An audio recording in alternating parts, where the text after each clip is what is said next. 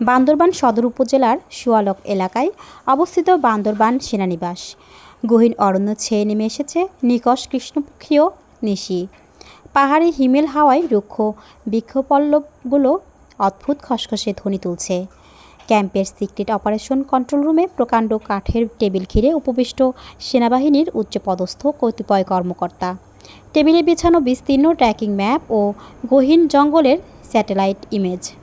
গত অপারেশনে ধৃত দুষ্কৃতিকারীদের জবানবন্দি হতে প্রাপ্ত তথ্যের ভিত্তিতেই এই অতর্কিত জরুরি বৈঠকের আয়োজন।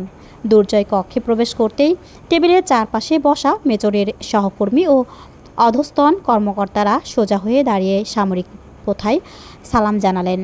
Battalion commander lieutenant colonel Redwan Chowdhury গাম্ভীর্যপূর্ণ দৃষ্টিতে দুর্জয়ের পানে চেয়ে বললেন, take your seat. Major Durjoy, দীর্ঘ জার্নির পর আশা করি প্রপার ব্রিফিংয়ের জন্য তুমি রেডি। দুর্জয় সুদৃঢ় ভঙ্গিতে আসন গ্রহণ করে নিখুঁত মিলিটারি স্যালুট ঠুকে জবান ছুড়ল, এ sir, I am ready. Current situation কি? টেবিলের এক প্রান্তে বসা স্পেশাল ওয়ারফেয়ার উইংয়ের ক্যাপ্টেন ফাহিম লেজার পয়েন্টার দিয়ে ম্যাপের একটি নির্দিষ্ট পার্বত্য অঞ্চলের ওপর আলো ফেলল। অকম্পিত প্রফেশনাল কণ্ঠে বলল, স্যার, বিগত অপারেশনে যে হাই প্রোফাইল ক্রিমিনালদের আমরা গ্যাপ করেছিলাম তাদের ইন্টারোগেশন থেকে অত্যন্ত সেন্সিটিভ তথ্য পাওয়া গেছে। দেশের অভ্যন্তরে বৃহৎ কোনো শহরের ওপর বোম ব্লাস্ট আর মরণাস্ত্র স্মাগলিংয়ের প্রিপারেশন চলছে। আর এই পুরো নেটওয়ার্কের মেইন সাপ্লাই রুট হলো রুমা আর থানচির সীমান্তবর্তী এই অ্যানট্র্যাক্ট হিল ক্রসিংগুলো। লেফটেন্যান্ট কর্নেল রেদওয়ান প্রকাণ্ড গাম্ভীর্যে টেবিলের ওপর দুহাত রেখে বললেন, এক্স্যাক্টলি। বহিরাগত সন্ত্রাসী গোষ্ঠীর কিছু লোকাল ক্যাডার পাহাড়ের গোপন আস্তানায় আশ্রয় নিয়েছে। এদের দ্রুত ট্যাপ না করতে পারলে লোকাল জোন সহ মেন সিটিতে মেজর ডিজাস্টার ঘটে যাবে। দুর্জয় প্রখর কৃষ্ণ চোখে ম্যাপের পাহাড়ি রুটগুলো নিরীক্ষণ করে গম্ভীর কণ্ঠে শুধালো, স্যার, অ্যাপোনেন্ট পার্টি কিন্তু অত্যন্ত ধূর্ত। সাধারণ পাহাড়ি অধিবাসীদের সাথে মিশে গিয়ে নিজেদের হাইড করার ট্রাই করবে। আমাদের রেগুলার কমব্যাট পেট্রোলিং দেখে ওরা যদি অ্যালার্ট হয়ে যায় তবে মেইন মাস্টারমাইন্ডদের ধরা পসিবল হবে না। উপস্থিত সিনিয়র অফিসার আলামিন তরফদার সহমত পোষণ করে বললেন, মেজর দুর্জয় একদম ঠিক পয়েন্ট তুলেছেন স্যার। সরাসরি কমব্যাট ড্রেসে পূর্ণ ব্যাটালিয়ন নিয়ে অপারেশনে নামলে শত্রুপক্ষ আগেভাগেই পাহাড়ের গভীর গহীনে গা ঢাকা দেবে। লেফটেন্যান্ট কর্নেল রেদওয়ান টেবিলের ম্যাপের উপর হালকা টোকা দিয়ে সম্মতি জানিয়ে বললেন, that's why we need a 2-way strategy. Captain Fahim, প্ল্যানটা বিফ করো। ক্যাপ্টেন ফাহিম স্যালুট জানিয়ে বলল, এ স্যার, আমাদের প্ল্যানটা 2 লেয়ারে ডিভাইডেড। ফার্স্ট লেয়ারে আমাদের regular armoured team as usual hill ট্র্যাকে রুটিন পেট্রোলিং চালিয়ে যাবে। এতে শত্রুপক্ষ ভাববে আমরা জাস্ট নর্মাল সিকিউরিটি চেকিংয়ে আছি। আর সেকেন্ড লেয়ারে থাকবে আমাদের আন্ডারকভার ইন্টেলিজেন্স স্কোয়াড। দুর্জয় তীক্ষ্ণ দৃষ্টি হেনে শুধালো, আন্ডারকভার টিমের এক্স্যাক্ট লোকেশন আর মোড অফ অপারেশন কি হবে ক্যাপ্টেন? ক্যাপ্টেন ফাহিম ম্যাপের উপর চিহ্নিত গ্রামগুলোর দিকে ইঙ্গিত করে বলল, স্যার, স্থানীয় পাহাড়ি ছদ্মবেশে আমাদের 4 জন বিশেষ দক্ষ অফিসার ইতিমধ্যে রুমা বাজারের লোকাল সাপ্লাই চেইন আর আঞ্চলিক হাটে মিশে গেছে। ওরা সাধারণ মানুষের মতো জীবনযাপন করে ভেতরে ভেতরে ইনফরমারদের নেটওয়ার্ক বিল্ড আপ করছে। মূল লিডারদের এক্স্যাক্ট হাইড আউট কনফার্ম হওয়া মাত্রই আমরা স্ট্রাইক করব। আলামিন তরফদার চশমা সামলে দুর্জয়ের দিকে চেয়ে বললেন, কিন্তু মেজর, পাহাড়ের স্থানীয় ভাষা আর ভৌগোলিক বিন্যাস বেশ জটিল। আন্ডারকভার ইনফরমারদের নিরাপত্তা নিশ্চিত করার দায়িত্বে কিন্তু তোমাকেই থাকতে হবে। ডোন্ট ওয়ারি স্যার, আমায় শুধু কিছুটা সময় দিন।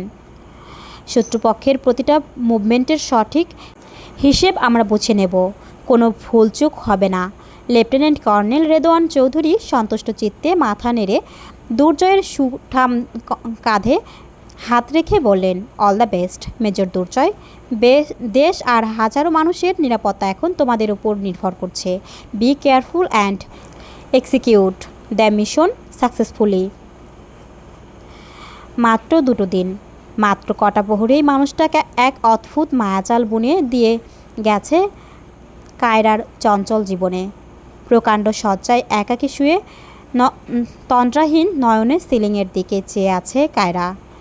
দেয়াল ঘড়ির কাঁটা 12টার ঘর স্পর্শ করেছে বহু আগেই, অথচ ওর অক্ষিপল্লবে ঘুমের লেশমাত্র নেই।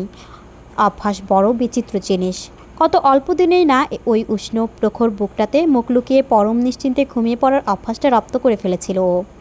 আজ সেই বলিয়ান বাহুর সুরক্ষা বেষ্টনেই নেই নেই প্রিয় পুরুষের গাঢ় নিঃশ্বাসের দোলা কিংবা গায়ের প্রখর মন মাতানো সুবাস। বিছানায় এপাশ ওপাশ করে কেবল ছটফটি বাড়ল। নৈশভোজের পর থেকেই মনটা বড্ড অহেতুক চঞ্চল হয়ে আছে। টেবিলের ওপর রক্ষিত মুঠোফোনটা বহুবার হাতে নিয়েছে কায়রা। দুর্জয়ের নম্বরে একটা ডায়াল করার জন্য আঙুল দুটো নিষ্পিস করলেও শেষমেশ নিজেকে সংযত করেছে। মেজর সাহেব ইমার্জেন্সি অফিসিয়াল ডিউটিতে আছেন। অনাকাঙ্ক্ষিত কলে যদি ওনার কাজে ব্যাঘাত ঘটে কিংবা যদি কোনো গুরুতর পরিস্থিতিতে থাকেন। দ্বিধাদ্বন্দ্ব আর অকারণ দুশ্চিন্তার বেড়াচালে আটকে পড়ে একটা দীর্ঘশ্বাস ফেলল কায়রা। ফোনটা পুনরায় বালিশের পাশে রেখে যেমনই পাশ ফিরতে যাবে অমনি নীরবতার প্রাচীর চূর্ণ করে বাজতে শুরু করলো মুঠোফোনটি। চকিতে স্ক্রিনের পানে চাইতেই কায়রার ব্যাকুল হৃদস্পন্দন নিমেষেই তোর বাড়িয়ে দিল সহস্রগুণ। ডিসপ্লেতে উজ্জ্বল বর্ণে ভাসছে পরম কাঙ্ক্ষিত নামখানি। উচ্ছ্বাসের আতিশয্যে আর এক মুহূর্ত কালক্ষেপণ না করে দ্রুত সোজা হয়ে বসল কায়রা। রুদ্ধশ্বাসে কলটা রিসিভ করে কানের কাছে ধরতেই ওপাশ থেকে ভেসে এলো দুর্জয়ের সেই সুগভীর কণ্ঠস্বর। এখনও ঘুমাওনি? ডাগর নেত্র কার্নিশ ছাপিয়ে অবাধ্য অশ্রুকণারা গড়িয়ে পড়ল টুপটাপ। অপরপক্ষে নীরবতা ভাঙার প্রয়াসে কণ্ঠস্বর কিঞ্চিত কোমল করে দুর্জয় শুধালো, কান্নাকাটি করছো নাকি? What happened? কায়রা ওষ্ঠাধর চেপে অশ্রু সংবরণ করার বৃথা চেষ্টা করল। তোতলে উঠে রুদ্ধশ্বাসে বলল, না, কই কাঁদবো কেন? I am alright. দুর্জয় মৃদু দীর্ঘশ্বাস ফেলল। ক্যাম্প প্রাঙ্গণের হিমশীতল পবনের মাঝে ট্রাউজারের পকেটে এক হাত পুড়ে অন্য হাতে ফোনটা কানের কাছে শক্ত করে চেপে ধরল। মিথ্যা বলাই কিন্তু তুমি একদম পারদর্শী নও মিসেস আহসান। ভয়েস টোন শুনেই বুঝতে পারছি ইমোশনাল হয়ে আছো। প্রমিস করেছিলে না স্ট্রং থাকবে? নিজের প্রতি এই কেয়ারলেস বিহেভিয়ার কিন্তু আমি একদম পছন্দ করি না। কায়রা ফোনটা আরও শক্ত করে আঁকড়ে ধরে পরম সকাতরে বলল, আমি তো কেয়ারলেস নই, কিন্তু আপনি তো জানেন না আমার একা একা একদম ভালো লাগছে না। ইদানিং আপনার প্রকাণ্ড বুকটার উষ্ণতায় মুখ না গুজলে আমার ঘুমই আসে না মেজর। এখন আমি কি করব বলুন তো? দুর্জয়ের গম্ভীর পুরুষালী হৃদয়ে কায়রার এমন বালিকা সুলভ সরল আকুতি আকস্মিক মৃদুকম্পনের সৃষ্টি করল। ও সরাসরি ভালোবাসার তোর না ভাসিয়ে প্রচ্ছন্ন দায়িত্বশীলতায় আশ্বস্তকারী নিচু ভরাট কণ্ঠে বলল, আই নো মাই লাভ।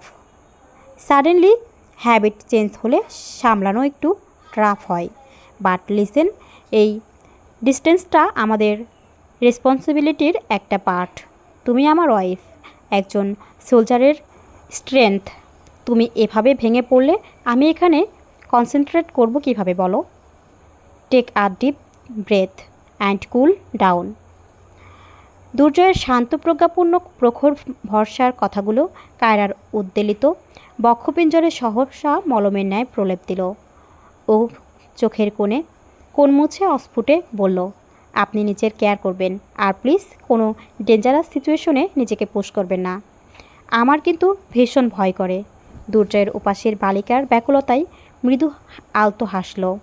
সুগভীর কণ্ঠে বলল, ডোন্ট ওয়ারি, আমার ফার্স্ট ডিউটি কান্ট্রি সিকিউরিটি, আর সেকেন্ড রেসপন্সিবিলিটি হলো তোমার কাছে সেফলি ব্যাক করা। আই প্রমিস আমি নিজের প্রপার কেয়ার নেব। আর তুমি ডিনার করেছো তো, নাকি আবার কোনো অবহেলা? কায়রা ঈষৎ হাসে, মাথা ঝাঁকায়। না, আম্মু জোর করে খাইয়ে দিয়েছেন। That's like my good girl. Okay then. Kaira মুহূর্তেই অনুধাবন করল গম্ভীর মানবের মনোভাব, তাই ওকে কথা শেষ না করতে দিয়ে ফোনটা শক্ত করে আঁকড়ে ধরে পরম আধিপত্যে অস্ফুটে আবদার জানালো, কলটা কাটবেন না প্লিজ, আপনি লাইনে থাকুন। আমি আপনার নিঃশ্বাসের শব্দ শুনতে শুনতে ঘুমাতে চাই। ওপারে ক্ষণকালের জন্য নীরবতা ছেয়ে পর মুহূর্তেই ভেসে এলো যত্নবান পুরুষের পরোক্ষ আহ্লাদ প্রদানকারী কণ্ঠ। Alright my majesty, I am here. Now close your eyes and sleep. Good night my heart. Kaira মোবাইলটি বালিশের পাশে স্পিকারে রেখে প্রচ্ছন্ন তৃপ্তির স্মিতহাস্যে পরম নিশ্চিন্তে আখি পল্লব বুঝে ফেলল। অপর প্রান্তের সংরক্ষিত এলাকার নিস্তব্ধতার মাঝে পুরুষালী গাম্ভীর্যে ঢাকা পড়া শূন্যতাটা একটু একটু করে উন্মোচিত হচ্ছে। যে চঞ্চল চপল মেয়েটা অল্প কদিনের দুর্জয়েই প্রথাগত কঠোর পরিমাপিত জীবনে এক অনাবিল ঝড়ের মতো এসে বাসা বেঁধেছিল, আজ তার অনুপস্থিতিতে চারপাশের পরিবেশটা বেশ বড্ড বেশি ভারী ও নিস্তব্ধ ঠেকছে। গভীর রজনীতে যে মোলায়েম বিড়াল ছানার ন্যায় চঞ্চল মেয়েটা ওর বুকে মাথা রেখে পরম আবতারে ঘুমাতো, আজ তার এই সহসা দূরত্ব দুর্জয়ের সুদৃঢ় হৃদয়েও এক অদৃশ্য মোচড় সৃষ্টি করছে। ওপার হতে কোনো সারা শব্দ না পেয়ে দুর্জয় আনমনে গাঢ় সুগভীর কণ্ঠে অস্ফুটে আওড়ালো, আ সেন্স অফ কমপ্লিটনেস। তুমি আসার আগে হয়তো বুঝতেই পারিনি আমার সুশৃঙ্খল লাইফে এত প্রকাণ্ড একটা ভ্যাকেন্সি ছিল। নিজের খেয়াল রেখো my love, cause you carry my entire world with you. অতঃপর এক পরম নিশ্চিন্তের মায়াময় দীর্ঘশ্বাস ছেড়ে অনিচ্ছা সত্ত্বেও ফোন সংযোগটি বিচ্ছিন্ন করে ধীর অকম্পিত পদক্ষেপে নিজের ব্যাটালিয়ন কক্ষের দিকে অগ্রসর হলো দুর্জয়। সাইমন রহমান একজন ঝানু ব্যারিস্টার হতে পারে, আদালতের কাঠগড়ায় দাঁড়িয়ে বিপক্ষের যুক্তিতুরি মেরে উড়িয়ে দেওয়া যার বা হাতের খেল, কিন্তু পুরুষটি যখন কোনো রমণীর অনুরাগের জালে বন্দী হয়, তখন আইনের বইয়ের প্রখর যুক্তিগুলো সব ভেসে যায় অসীম ব্যাকুলতায়। রুমা সাইমনের জীবনের সেই একমাত্র মানুষই, যার ভালোবাসায় বিগত 3টে বছর নিজেকে সঁপে দিয়েছে ও, অথচ সেই রমণী আজ বড্ড অচেনা। বিগত 3 দিন যাবৎ বারংবার ফোন করেও কোনোরূপ সংযোগ স্থাপন করতে ব্যর্থ ও শেষমেশ এক প্রকার বাধ্য হয়ে এই গভীর রাতেই 506 নম্বর কলটা করল। রুমার বর্তমান আবাস লন্ডনের গ্রিনউইচ শহর, যার তরুণ চাইলেও এক্ষুনি সেখানে যাওয়া অসম্ভব সাইমনের পক্ষে। 7-5 ভাবনার ছেদ ঘটালো অপর প্রান্ত হতে ভেসে আসা রুক্ষ নারী কণ্ঠস্বর। বারবার ফোন দেওয়া কোন ধরনের অভদ্রতা? দেখছো যখন ফোন তুলছি না, মরুভূমির ন্যায় ধুধু হৃদয়ে এক পশলা বর্ষার দেখা মিলল যেন। অতি উদ্বিগ্নতায় জলদি কণ্ঠে সাইমন বলল, রুমা জান, প্লিজ টেল মি কী হয়েছে। ফেরার পর থেকেই খেয়াল করছি তোমার টোনটা এত ডিফারেন্ট কেন?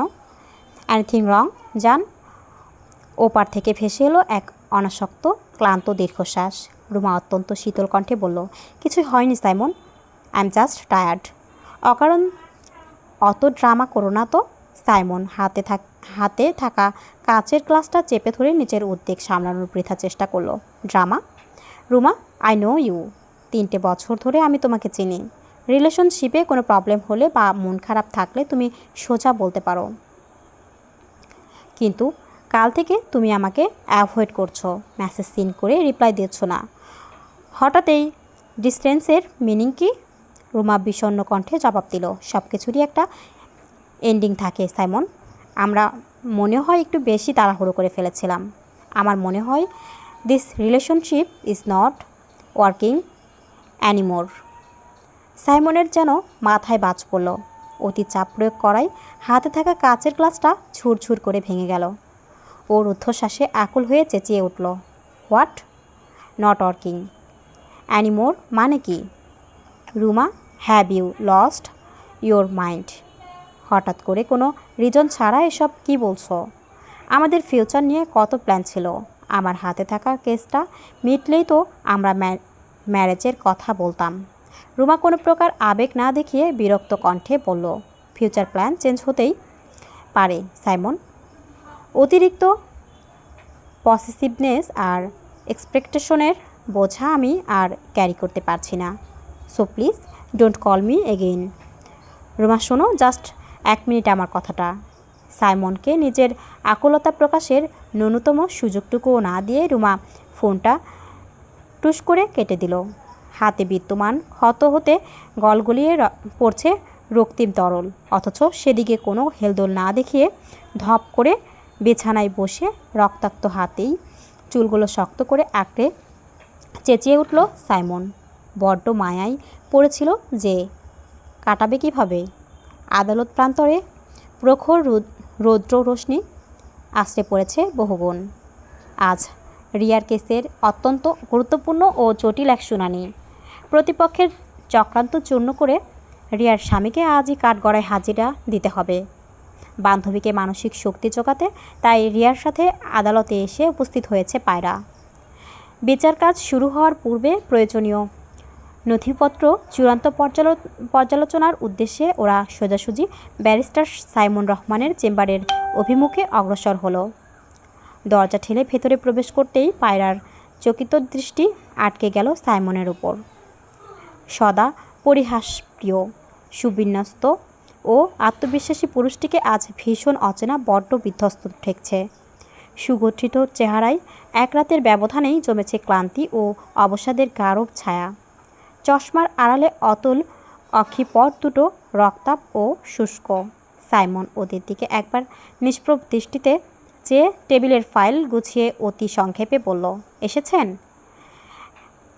ফাইনাল হিয়ারিং এর অল প্রিপারেশন কমপ্লিট। চলুন কোর্টরুমের দিকে যাওয়া যাক। সাইমনের সংক্ষিপ্ত বচনে ও শীতল ব্যবহারে পায়রা চরম বিস্মিত হলো। লোকটার চপল বাকপটুতা হারালো কোথায়? তবে ব্যাপারটা স্বাভাবিকভাবে নিয়েই একসঙ্গে বের হলো ওরা। কিন্তু পাশাপাশি হাঁটতে হাঁটতে আকস্মাৎ পায়রার তীক্ষ্ণ দৃষ্টি গিয়ে পড়ল সাইমনের ব্যান্ডেজে মোড়ানো হাতটায়। প্রবল কৌতূহল সংবরণ করতে ব্যর্থ পায়রা ঈষৎ ইতস্তত করে নিচু অথচ স্পষ্ট কণ্ঠে শুধালো, আপনার হাতে কি হয়েছে? Anything serious? সাইমন নিজের গতি থামালো না। গম্ভীর মুখমণ্ডল সম্মুখের দিকে নিবদ্ধ রেখে অত্যন্ত নিরুদ্বেগ কণ্ঠে জবাব দিল, নাথিং ইম্পর্টেন্ট মিস পায়রা। অ্যাক্সিডেন্টালি গ্লাস ভেঙে কেটে গেছে। আপনি কেসের দিকে ফোকাস করুন, ডোন্ট অরি উইথ দিস। সাইমনের এহেন কাঠখোট্টা প্রত্যুত্তরে পায়রার স্বাভিমানে প্রবল আঘাত লাগলো। যে লোকটা সামান্য অজুহাতেই ওর সাথে কথা বাড়ানোর কিংবা টিপ্পনি কাটার সুযোগ খুঁজত, আর এই অনাকাঙ্ক্ষিত দূরত্ব ও প্রখর গাম্ভীর্য পায়রাকে ক্ষণিকের জন্য স্তম্ভিত করে দিল। ও আর কোনো প্রশ্ন না তুলে নিঃশব্দে কোর্টরুমের দিকে পা বাড়ালো। আদালতের রুদ্ধদ্বার কক্ষে সূচনা হয়েছে এক তীব্র আইনি লড়াইয়ের। প্রতিপক্ষের আইনজীবী যখন কূটযুক্তির চাতুরিতে রিয়া ও তার স্বামীকে দমানোর আপ্রাণ চেষ্টা চালাচ্ছে, ঠিক তখনই সাইমন শুরু করলো প্রতিপক্ষের প্রতিটি জালিয়াত যুক্তিকে ছাড়খাড় করে দেওয়ার ক্ষুরধার আক্রমণ। সাইমনের বজ্রকণ্ঠের যুক্তি, প্রকাট প্রমাণের উপস্থাপনা এবং প্রখর আইনি প্যাচে প্রতিপক্ষের কৌশলী আইনজীবী সম্পূর্ণরূপে পরাস্ত হলো। বিজ্ঞ বিচারক সমস্ত তথ্য প্রমাণ পর্যালোচনা করে রিয়াদের ডিভোর্সের চূড়ান্ত রায় সহ নিরাপত্তা নিশ্চিতের সমস্ত দায়ভার পার্শ্ববর্তী থানায় প্রদান করলেন। কোর্টরুম থেকে বের হয়ে রিয়া স্বস্তির নিঃশ্বাস ফেলল। বিজয়ের আনন্দে কাঙ্ক্ষিত অশ্রু গড়িয়ে পড়ল ওর চোখে। পায়রা রিয়াকে পরম স্নেহে জড়িয়ে ধরে আশ্বস্ত করল। অতঃপর করিডোরের এক প্রান্তে একা দাঁড়িয়ে থাকা সাইমনের দিকে ধীর কদমে এগিয়ে গেল। সন্নিকটে দাঁড়িয়ে অত্যন্ত শ্রদ্ধাশীল ও স্নিগ্ধ কণ্ঠে বলল, রিয়া আর তার পরিবার আজ সত্যিই এক নতুন জীবন পেল মিস্টার সাইমন। যেভাবে আপনি কেসটা হ্যান্ডেল করলেন, সত্যি thank you so much. Simon এক চিলতে মলিন ও প্রচ্ছন্ন হাসি ও ঠোঁটের কোণে ভেসে উঠেই মিলিয়ে গেল। অতি শান্ত কণ্ঠে বলল, welcome Miss Payra. It's just my professional duty. God bless them. পায়রাকে আর কিছু বলার সুযোগ না দিয়ে দ্রুত পদে সেখান থেকে প্রস্থান করল সাইমন। পায়রা স্বাভাবিকভাবেই বিস্মিত হলো, তবে সেটাকে পাত্তা না দিয়ে পুনরায় ফিরে গেল রিয়ার কাছে।